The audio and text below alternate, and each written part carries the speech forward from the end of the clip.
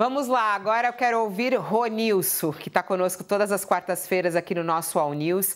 É muito interessante, Ronilson, eu sempre gosto de conversar com você do olhar do povo, né, brasileiro, de como todo mundo está encarando o noticiário, porque vem do judiciário, vem também da política, o que é daqui para frente, o que isso significa para o nosso país. Aí tem gente aqui no nosso chat falando, se elas são tão espartanas, os militares, por que eles não mostram, então, a Malu? Aí tem outros falando assim, olha, que maravilha, é um livramento que nós estamos vivendo. Aí outros questionam, olha, a democracia não se faz em silêncio. Aí tem gente falando, vem aí e vem a resposta. Como que você entendeu tudo que a gente viveu ontem e o que a gente está vivendo hoje, né? O que vem daqui para frente? A prisão de Bolsonaro, dos militares, que bagunça isso faz ou que organização isso faz na política brasileira? Eu quero crer que mais do que bagunça, alguma organização faz, porque não é uma coisa trivial, não é um caso pequeno, em especial a prisão dos militares. A despeito de todo esse cenário de privilégios que já foi amplamente discutido pelos Dias, pelo professor Maiorovitch, é, acho que tem uma sensação de reparação histórica, eu poderia usar, assim, que é extremamente importante para a democracia brasileira, que é muito recente e muito frágil, né? Eu acho que essa imagem da condenação dos militares, da prisão dos militares, do alto oficialato do Exército Brasileiro, é assim, meio que pagando aquilo que não foi pago durante a ditadura militar, poderíamos dizer assim, uma ditadura que acaba com uma certa festa para os militares, que não tem nenhum tipo de punição, nenhum tipo de julgamento. Acho que toda essa memória histórica, eu acho que está presente nessa prisão, nessa condenação, né, de ontem, nessa cena de ontem. Então, eu acho que é mais do que o golpe. Eu acho que todo esse debate, toda a repercussão, acho que a dimensão que isso tem, eu acho que é mais do que pela tentativa de golpe de Estado, tudo isso que é muito recente. Eu acho que é um olhar para trás, né? O professor falou de um tribunal que tem passado, mas que não tem muito futuro. Eu acho que é um ajuste de contas com o passado, com isso que ficou um pouco interditado, né?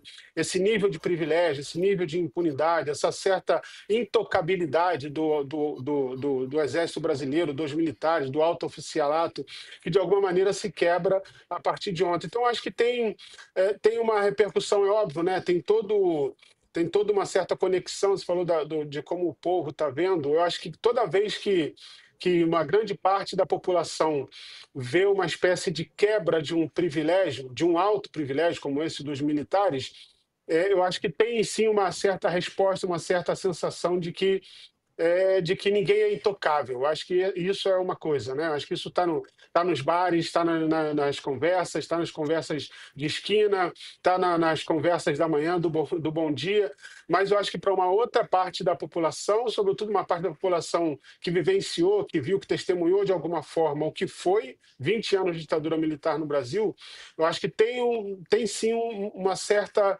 essa imagem é uma reparação histórica de algo que ficou interditado na política brasileira. Então, eu quero acreditar que isso tem mais de organização do que de bagunça, acreditar que isso é possível e que isso é importante. Se esses privilégios vão ser cobrados, no sentido de que a gente não tem imagens, toda essa certa proteção que faz, que é uma proteção para evitar um certo constrangimento, tudo isso é um outro debate.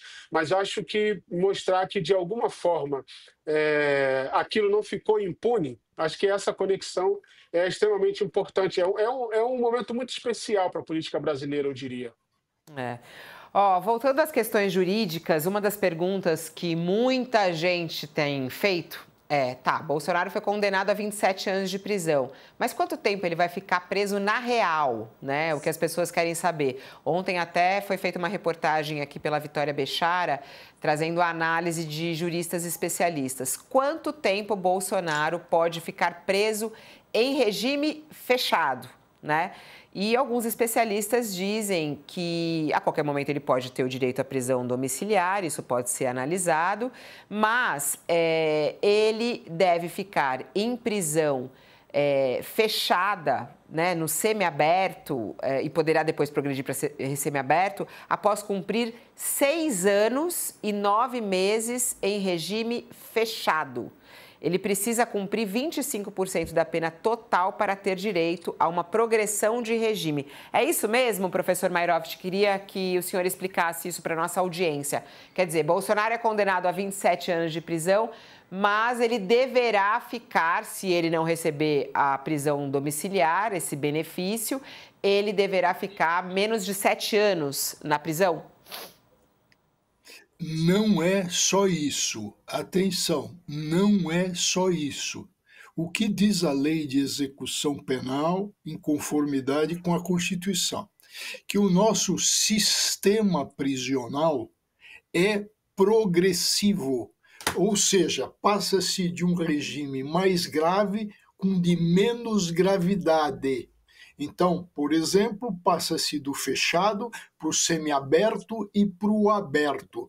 Então, é um sistema progressivo. Esse sistema progressivo é informado por dois princípios. O decurso do tempo, e diz a lei, 1/6, ou seja, decorrido 1/6, passa a ter o quesito de ordem objetiva, mas, atenção de novo, tem um outro, que é o critério subjetivo. Diz a lei, 1/6 da pena e mais merecimento. Então, o preso precisa ter merecimento. Significa o quê? Precisa ser disciplinado, atender o quê? Ao regimento da prisão. Então, há necessidade de 2 requisitos, um temporal e outro de merecimento. Ficou claro, Fabiola? Agora, você lembra que uma vez nós conversamos aqui, eu disse que esse sistema virou, eu usei uma expressão grosseira, não gostaria de repetir, porque da outra vez eu usei uma putaria, esse termo, não vou repetir agora. Porque, o Ronilson, nem te dei bom dia, desculpe. O Ronilson, então, por que virou essa bagunça, tá? Veja que eu me emendei agora na terminologia. Essa bagunça. Por quê? O que tem acontecido e o que a jurisprudência vem entendendo?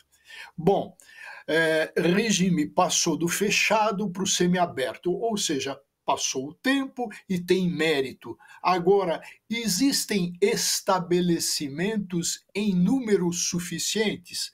Resposta: não. Não. Então, aquele que teve mérito, que teve tempo, não vai passar para o semiaberto? Aí entra a jurisprudência e entende que isso é um constrangimento.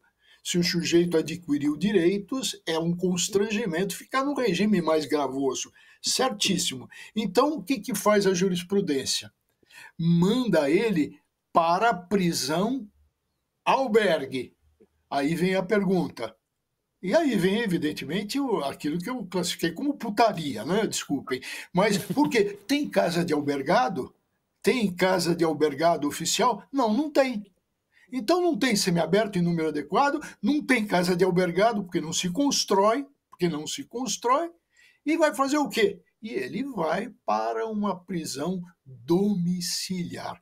Percebe que esse é um sistema avacalhadíssimo. Agora, no papel, veja que beleza. Vai para um fechado, depois progride por mérito para o semiaberto e com o tempo, depois vai para o aberto, que é casa de albergado, onde sai para trabalhar de dia e volta à noite, e nos finais de semana tem cursos, isso está tudo na lei. Mas avacalhou tudo. Então não tem semiaberto, vai para o albergue. Não tem albergue, vai para casa. E quem acompanha? Quem é que acompanha um sistema que diz que ele é todo baseado na ressocialização? Ora, não tem ressocialização nenhuma, não tem nada disso. É uma coisa muito difícil, né, aqui no nosso país, Josias, porque, por exemplo, a gente fala toda hora, Bolsonaro é condenado a 27 anos de prisão. É para inglês ver isso, né, esse número. é para inglês ver, e no Brasil o modelo escolhido pelo Brasil tem esse problema. Os juízes jogam a pena lá para cima porque sabem que na hora de cumprir, por conta dessa progressão de regime, o preso não vai ficar aquela quantidade de anos em cana, né? E é muito paradoxal, porque agora o Centrão e a facção bolsonarista do Legislativo acabam de aprovar na Câmara uma lei antifacção que prevê um agravamento das penas de 20 a 40 anos para criminosos vinculados a organizações criminosas. Os líderes estão sujeitos a agravantes que levam a mais de 60 anos o cumprimento da pena, e reduziram-se também os prazos dessa progressão de regime.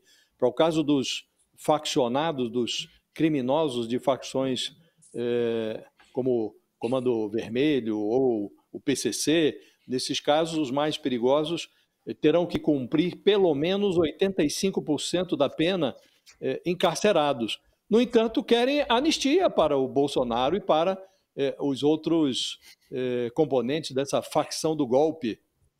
Então, é muito paradoxal. Acabam de aprovar uma lei prevendo endurecimento das penas para os criminosos sujos, por assim dizer, das facções, e esses que são tidos como limpinhos, que simplesmente tentaram subverter o regime democrático, para esses querem aprovar anistia, querem aprovar redução de penas, querem abrir as celas o quanto antes, né?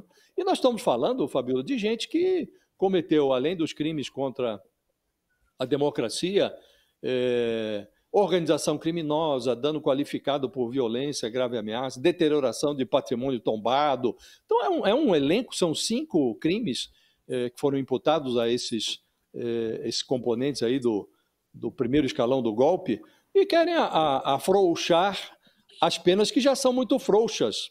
Então, é o caso do Bolsonaro. Ele foi condenado a 27 anos e 3 meses, mas se não surtar novamente, porque tem sempre essa possibilidade do surto psicótico, né?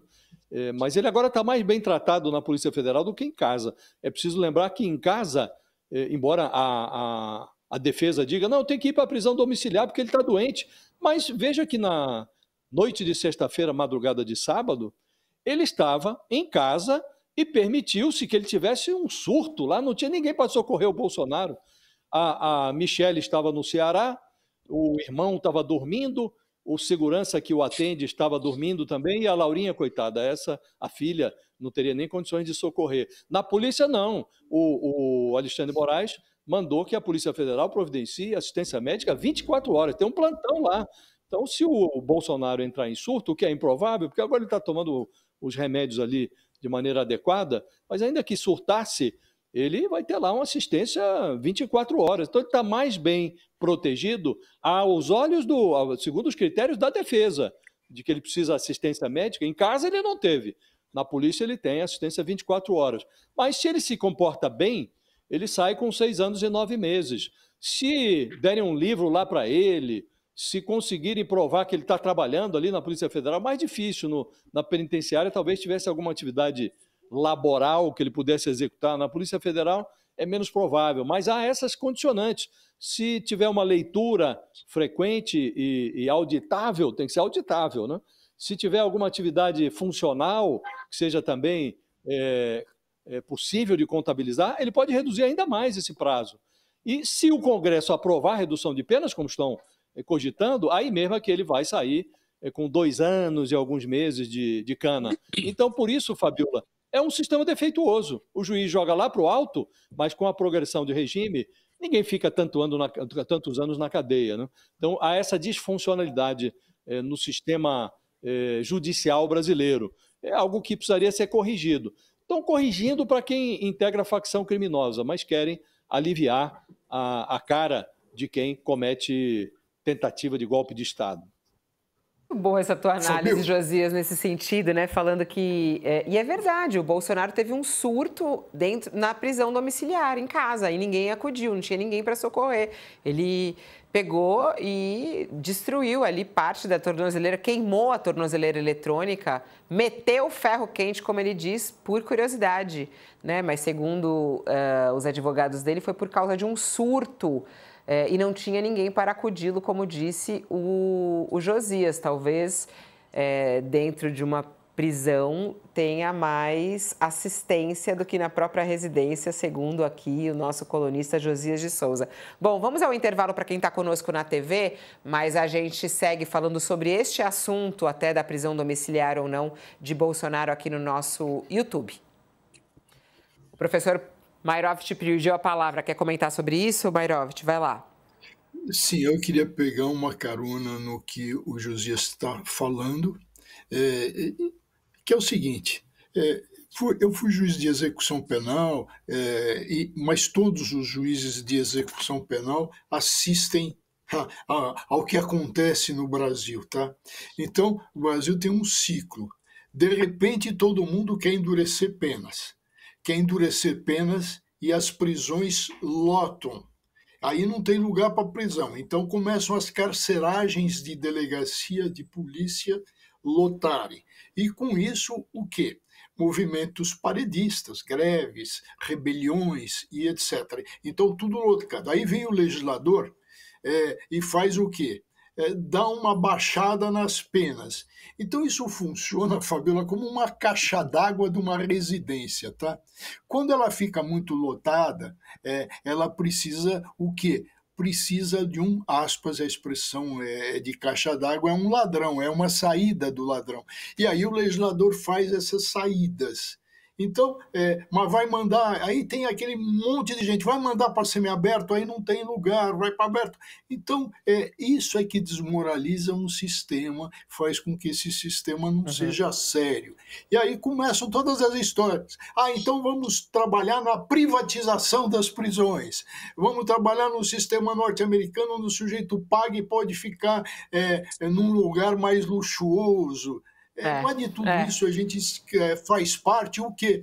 É isso que o Josias colocou. É melhor ele ficar em casa, o Bolsonaro, porque senão ele pode até se queimar. Não sei como é que não se queimou dessa vez. Não, ficar em casa, ficar na prisão, porque em casa é perigoso. Ô, Ronilson, melhor do que ficar em casa. Melhor do que ficar em casa. Ô, Ronilson, muito se discute sobre como está o estado de saúde mental de Bolsonaro, né? E aí até é interessante, a gente tem ouvido que o que vai melhorar a saúde mental dele é a anistia. Eu queria pegar esse gancho aí, porque eu acho que o Josias levantou uma bola realmente importante. O Bolsonaro, eventualmente, né, com frequência, ele é colocado nesse lugar de fragilidade, de insegurança por seus apoiadores, pelos filhos, sempre que a coisa aperta. A gente nunca vai saber exatamente o que aconteceu, o que passou pela cabeça do Bolsonaro na ideia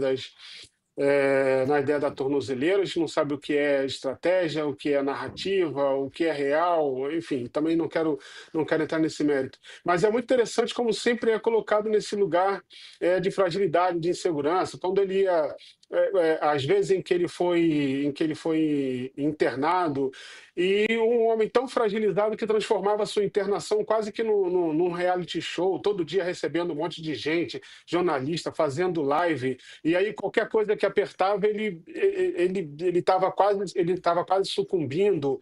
Então, alguém que se mostrou sempre como imbrochável, imbatível, e em diversos momentos é colocado nesse lugar de insegurança, de fragilidade.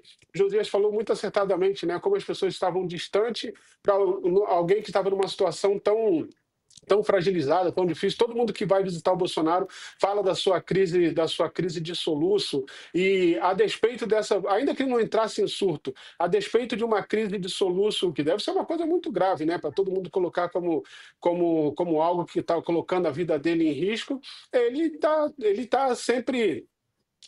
sempre sozinho ou recebendo visitas para poder falar sobre o jogo político brasileiro. Então, eu acho que essa mudança de chave, em que o Bolsonaro, não estou colocando em questão a sua saúde, não tenho condições de julgar isso, mas é interessante como ele é sempre colocado num lugar de fragilidade, de insegurança, quando a coisa aperta, ou ele surta, ou ele tem uma piora de saúde, ou ele tem uma recaída, ou ele está se alimentando mal, e o que coloca em xeque, né, todas as possibilidades. A gente não tem uma coletiva de um médico, por exemplo, que possa realmente atestar da sua saúde para a gente ter isso como garantia. Isso. Então, Importante seria, né, o médico falar, né?